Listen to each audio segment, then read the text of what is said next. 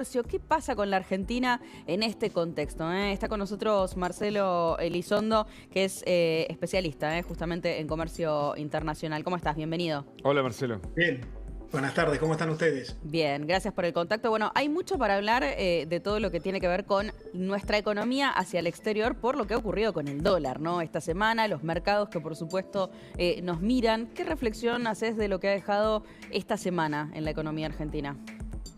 Que claramente ha sido una semana de mucho nerviosismo, en el que creo que están confluyendo distintas fuerzas que generan el escenario que hemos tenido, un escenario de suba del tipo de cambio, de Banco Central obligado a empezar a vender dólares en el techo de la banda, y de un gobierno que sale a buscar auxilios adicionales, como por ejemplo esta negociación con el Tesoro de los Estados Unidos para obtener un hipotético préstamo que todavía consolide más el respaldo. Y digo que hay varias fuerzas que confluyen en la conformación del escenario actual, porque a mí me parece que se están juntando tres grandes razones. La primera es una herencia de problemas no resueltos. Me parece que el gobierno pecó de optimista y creyó que con la estabilización y la desinflación la mayoría de los problemas pasaban a segundo plano y hubo problemas pendientes que todavía hoy estamos sufriendo, como por ejemplo los excesos de liquidez que estaban en la LELIX, que fueron a las LEFIs y que después terminaron en los problemas de tasa de interés que tenemos hoy. O sea, hay todavía mucho pendiente, deuda por vencer en dólares que están generando ruido y temor en los mercados. Bueno, hay herencia que influye. El segundo problema es claramente el mercado está reclamándole al gobierno cosas que no ha hecho, sobre todo tener más reservas para enfrentar tanto la política cambiaria como la de vencimientos de deuda. Y el tercero, la política. Claro.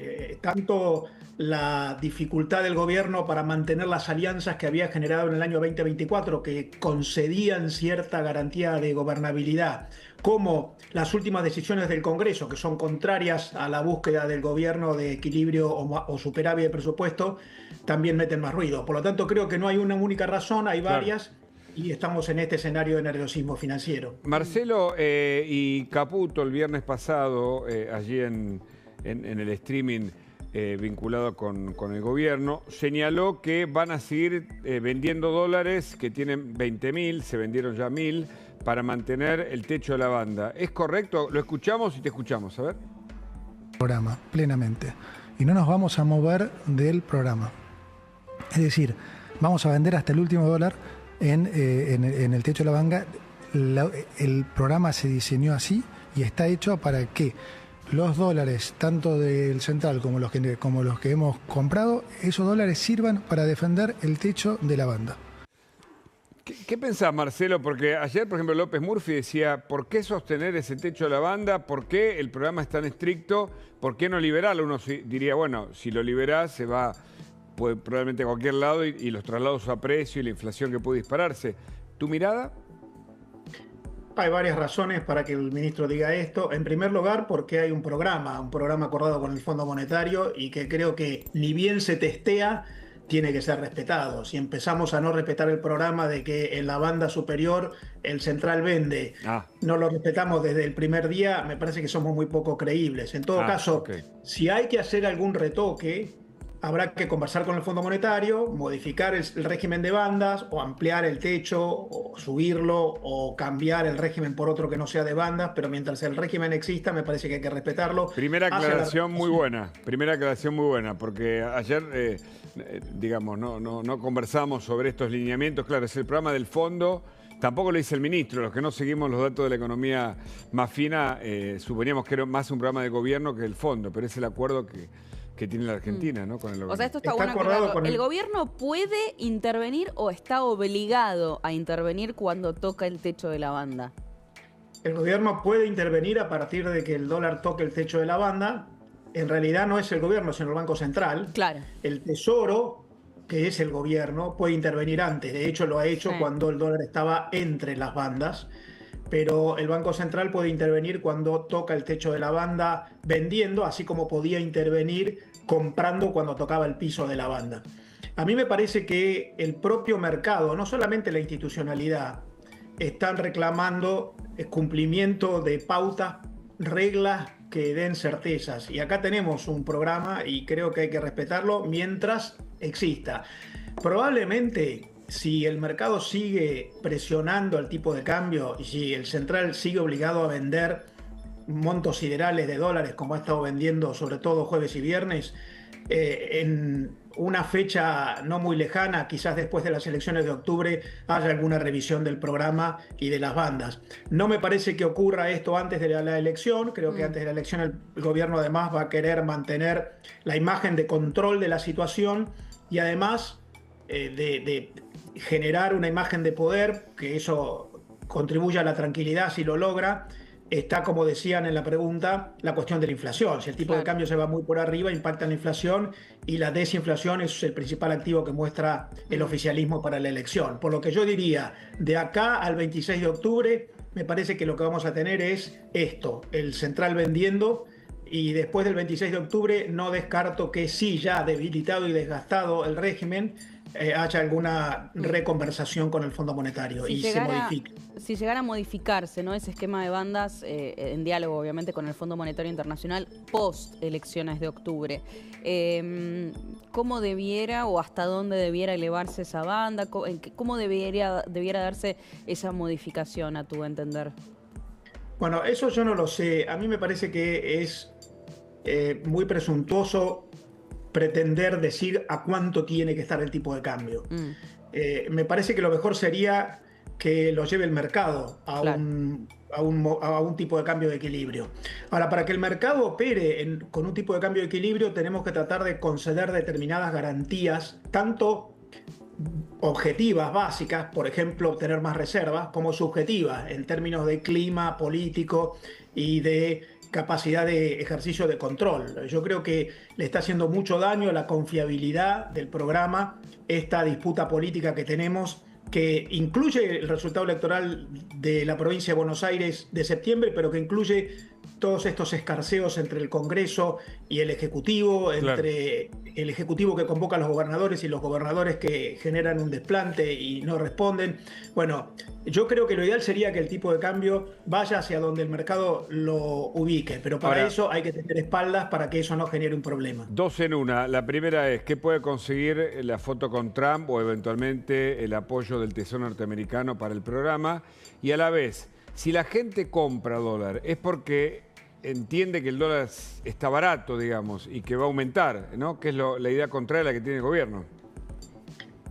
En relación a la primera pregunta, no sabemos qué puede surgir de la conversación con Trump, pero se ha hecho público, está en los medios de prensa, que está en avance, según el propio presidente lo ha dicho, una negociación que en realidad el propio secretario del Tesoro de los Estados Unidos, Scott Bessent, cuando visitó en abril a Buenos Aires, había anticipado la posibilidad de que el Tesoro de los Estados Unidos conceda un préstamo de emergencia a la Argentina. En ese momento Bessent lo mencionó ante un riesgo por shock externo. Aquí no tenemos un shock externo, pero da la sensación de que están en avance, según lo que ha dicho el propio presidente y funcionarios del gobierno, la posibilidad de que el Tesoro desembolse dólares que le permitan a la Argentina tanto mostrar más capacidad de control en el mercado cambiario como garantizar el cumplimiento de los vencimientos de deuda, estos casi 10.000 millones de dólares que tiene entre enero y julio.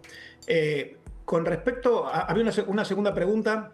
No, la pregunta es si la gente va al dólar porque desconfía del programa y a la vez cree que el dólar está barato, 1.500, si sigue comprando. Bueno, claramente la gente, el mercado, que es una enorme cantidad de personas tomando decisiones, porque no hay un mercado único, sino que es la suma de decisiones de un montón de gente, está creyendo que el dólar va a valer más después que ahora, por eso está comprando, pero nadie compra pensando que va a perder plata.